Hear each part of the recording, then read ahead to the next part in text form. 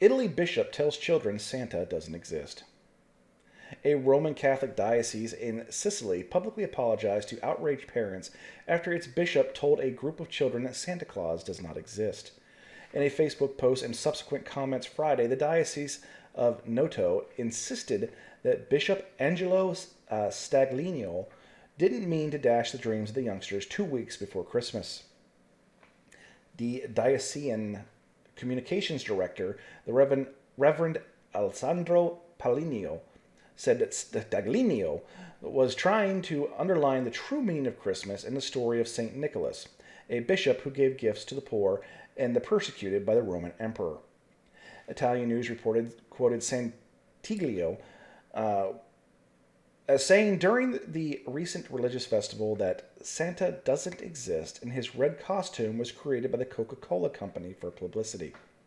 First of all, on behalf of the bishop, I express my sorrow to the declaration that which was created disappointment in the hearts of the little ones, and want to specify that the Monsignor Staglinio's intentions were quite different. We certainly must not demolish the imagination of children, but draw good examples from it that are positive for life. So Santa Claus is an effective imagery to convey the importance of giving, generosity, and sharing.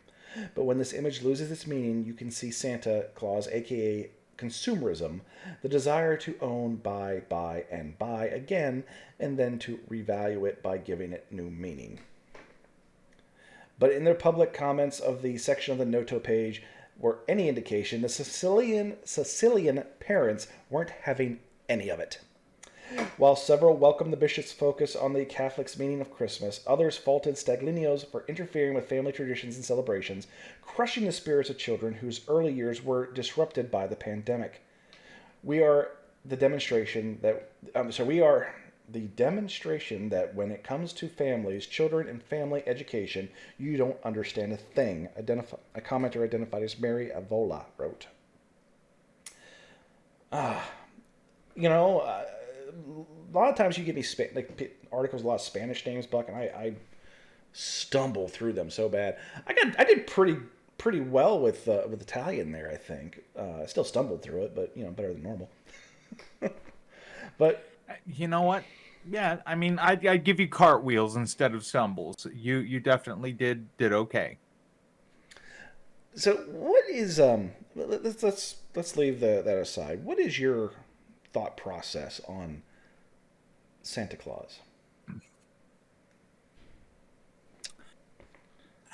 See, I'm not a very good access point for this because, with my own children, my ex-wife is huge on the whole myth of Santa Claus, and so I just bought into it for that reason. I would have to say that, ultimately that has to lie within the parents, and nobody else really has the business to ruin it, in my opinion. I mean, I think this guy really overstepped his bounds, Like, you don't get to go up there and use your religious status to pontificate about the commercialism of Christmas. Did you just really talk about religious status and use the word pontificate? Yes. Because, I figured it would be a good vocabulary word since we're talking about the Catholic Church. I think you just stumbled into that and you're trying to take credit. No, accidentally awesome is still 100% awesome, Raz. Okay? So I'm literally gonna move my mic a little closer for this one here because I'm trying to keep my voice down. So here's my whole take on the whole thing. Children absolutely should believe in Santa Claus. Santa Claus is not a bad thing, not at all. Now, the gifts that they receive from Santa Claus should not be the best, greatest gifts that you have to offer for the year. If you are buying your child a new game console, that should not come from Santa Claus. That should come from the parents. Socks, underwear, school supplies, things of that nature, those come from Santa Claus. And I say that for a very specific reason. Kids go back to school. Kids talk to their friends. And what did you get from Santa? Well, I got a new Xbox Series X. What'd you get? I got some notebooks. I got this toy from the dollar store.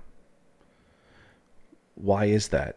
Why did Santa not love me enough to give me, what did I do bad that I only got this, but Santa gave little Johnny that? You need to think about how your actions impact everyone. And I say that not to not give your child the toy or the thing that they want, but think about when you're using the vehicle of Santa Claus, how it could possibly affect somebody else. Because that child might not be growing up in the same situation, the same privilege that yours is. And the idea that the parents are trying to at least do what they can so that child has a good Christmas. You know, I grew up very, very, very poor. And, you know, I was that kid who watched as, you know, people around me got game consoles, got nice new clothes and everything like that. And it took me a while to figure out that why did Santa Claus only ever deliver presents to my grandparents, like the good presents went to my grandparents' house. But Santa Claus was able to bring the good presents to my friend's house. It's just it's something that I think is important. You know, children need to look forward to something. They need to have that Christmas. You know, despite how you feel about Christmas as a holiday, if you do any kind of Christmas celebration where you have the presents under the tree, whether you're Christian or not, some you don't have to be Christian to celebrate Christmas. Most people don't. You need to just stop and think for a second. You know, then I belong in a couple groups, Buck, for like fathers, like on Facebook and whatnot. And you'll people and they're arguing like, no, I'm not letting the fat man take the credit for this when I paid for it. And I don't want to get in that argument with people. It's like, listen, no, you should that should be from you, but not for the reason that your selfish little arrogance, your little ego can't handle it. And I'm kind of going down a very like dramatic rabbit hole here, and I'm trying to figure out a way to dig myself out, Buck. So feel free to step in. I'm just no, man. I just like what you're rapping, dude. Like, I'm sorry. Like, I'm sitting here like almost getting clamped. Like you're really tugging on my heartstrings. I was just gonna let you keep on going. Like I don't know. I mean, you edit this shit. I mean, that's the thing. I don't edit it. I put it up the way it is. The way it's recorded is the way it goes up. Oh no, I didn't know that. I should have stopped you so much further. No, but no. You know what though? I can't disagree with any point you're making, which is why I didn't stop you. I mean, you know, people do. I never even thought of those points because, like I said, I'm not a big Christmas guy. Never have been. It's just not been my thing. But I even grew up in a big family. I got my Santa Claus socks on. I can't get them to the camera. Now I like Christmas regalia. I'm not gonna lie. I do like Christmas regalia. But we're about ready. We've toppled way too far off the subject matter as is. What do you think about Dickhead Bishop? You know, going ahead and just, you know, ruining the fucking myth of Santa. Like, I actually do have a problem with that. If you are the type of parent who cultivates the belief of Santa, and then somebody at the, behind a pulpit just shatters that, like, what are you supposed to do? Like, what are you supposed to do as a fucking parent? Are you supposed to be like, no, church is wrong about everything I know? Or are you?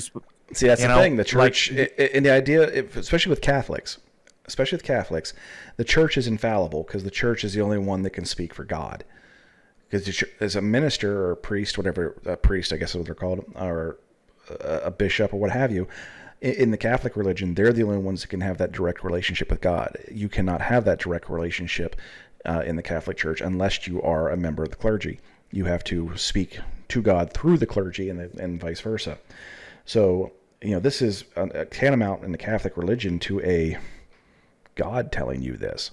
So, the biggest problem religion has nowadays is getting. If you go into any church right now, today's Saturday when we're recording this, you go to a church tomorrow, you walk into just about any church you find, doesn't matter what denomination it is. The vast majority of the people you're going to see in there collect a Social Security check. Churches have a really hard time bringing in young members. And this is a good way that those kids don't want to go to church to begin with. Now you really make them not want to come there. And, you have to, and you're going to run into an issue where, as soon as they become old enough to make that decision, they're not going to come anymore. So you're kind of you're kind of getting rid of your customer base, if I'm going to put it that way. But I also think you need to be ready to have a conversation at any time, because there's a lot of people out there who will just tell kids that, hey, Santa Claus doesn't exist, just because they're dicks. So you need to have the conversation, and I've already got one loaded. It's loaded, in-chambered, ready to go, and and I'll tell you what it's going to be. It's going to be, now is the time where you understand that, Santa is a concept, not a person. And we are all Santa Claus. And now that you are in on the secret, you have to become Santa Claus. And we will then decide who is in need, who needs Santa Claus in their life. And it will be their responsibility to ensure that person has a good Christmas. You are far better of a person than I have ever given you credit for, and I was today years old when I found that out. No, I'm a dick, but I know, but I'm getting choked up over here, man. You got me. You got me, man. You're tickling my gut nuts and everything, dude. I mean, whoa. Oh man. Well, that's not my intention. I am literally, and it's because it might just be the tone that I'm using, because I'm trying to keep my voice low. Because no, it's the message you're sending, man. I mean, my studio, my studio is less than soundproof, and if anybody would like to donate to that cause, they can feel free. I'm gonna actually soundproof this room eventually, but I haven't got there yet. Yeah. Either way. What are we going to give the Catholic Church here for being a fucking bunch of douche nozzles and fucking up Christmas for a whole bunch of kids, man? There's no bodily damage, there's no harm, there's no murder. That's damage on a completely different fucking wide-scale level. And it's caused by somebody who's supposed to hold a position of real authority across the land. This isn't a priest. This is a bishop. That's getting up there. And I'm gonna have to give this asshole a 5. There is real detrimental and catastrophic fucking ripples that can be caused by that. I reserve the 5 for bodily harm, for somebody who knowingly inflicts pain upon someone else, physical pain. But I have a hard time quantifying everything that I feel about this dickhead. I'm kind of stuck at a 4. If they're actually going by the tenets of their religion, he is supposed to be one of the pillars of their religion, then the truth doesn't have to be mean, man. There are better and more eloquent ways. That's probably the best way you could possibly put it. Is the truth doesn't have to be mean.